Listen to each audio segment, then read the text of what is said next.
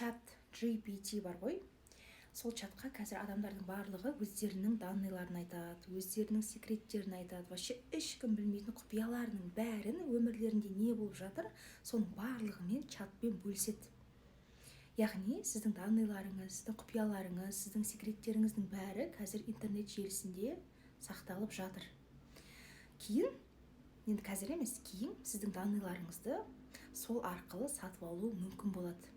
Но бірақ қазір емес. Ал қазір, если даже сіз регистрация жасаған почтаңыз бар ғой, соны взломать етіп чатқа кірсе и сіз жайлы сұраса, ол чат уже бәрін айтып береді. Представляете? Поэтому бүкіл данныйларыңызды, бүкіл секреттеріңіздің барлығын айта бермеңіздер оған. Енді просто керек информация болса ғана сұраңыздар.